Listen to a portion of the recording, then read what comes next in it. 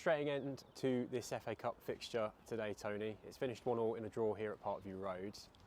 How's the manager in the changing room at the moment? Because I'm sure conceding a last-minute penalty, he'll be somewhat disappointed. Yeah, obviously we know Scotty wears his heart on his sleeve. He's Slough Town through and through.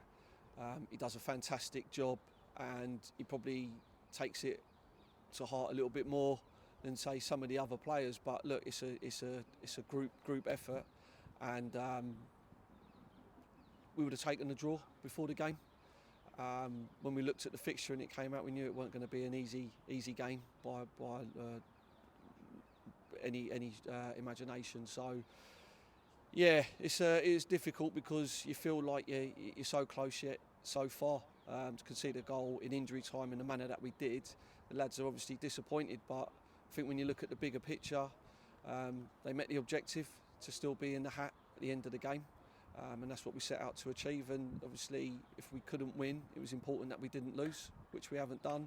And then we've got to go again on Tuesday at Arbour Park to see who we get to play, or they get to play in the third qualifier. Yeah, there was a lot of limiting factors in the game today, wasn't there? The fact that we couldn't really name a decent full starting berth of defenders this afternoon, and add to that as well, we had Tyrese obviously having to go off injured during that first half. Was that something that was a bit tricky as well? The fact we didn't really have a centre back playing realistically. Obviously Scott isn't an out-and-out centre-half, and neither is Tyrese, and he's only just come back from injury. Did that obviously cause a few issues as well? Yeah, I think like, if you looked at the starting 11, you could see that all the changes that we made were enforced. We've picked up injuries from Torquay away last week. We gave the lads a night off because we knew it was a long day last Saturday, and then Thursday in training, another couple get niggles. Obviously, Jared, Jordan pulled up in training. Reece has got to have a scan on an injury, so we're waiting for the results of that. So when you add that all up, you look at it and we was down to the bare bones. So it was what was the most experienced side we can put out in order to try and get something out of the game. But equally, you want to be sort of selfish and have options to come from the bench. So that's why we went with the starting 11, and it still gave us a few options from the bench to try and change the course of the game if we needed to. We did obviously go in at the break up by a goal thanks to Peter Rodgman really late on from that Johnny Goddard free kick.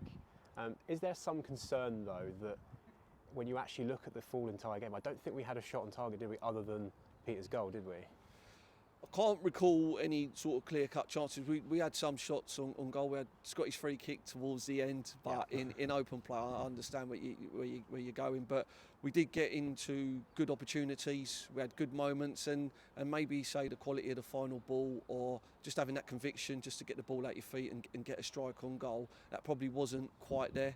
So whether that's a confidence thing or lads trying to have the perfect scenario to put the ball in the back of the net, that's something that we'll have to have a look at and address. But the messaging was like, say, shoot on sight, but if you get that half a yard opening, then have a go, as you never know what comes of it.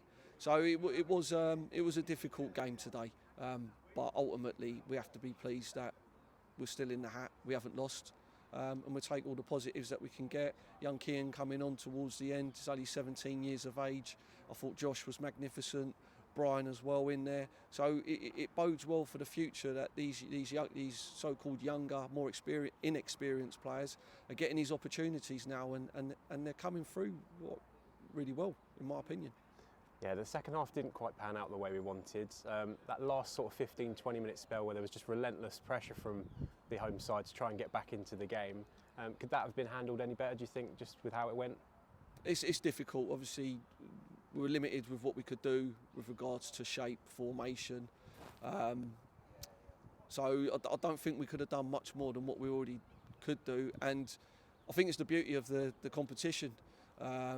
Welling realised they had nothing to lose in essence, and they tried to threw like everything at us to try and get that equaliser, and they got a moment of fortune, and then left us to make a decision in the last minute, and obviously giving away a penalty is not ideal.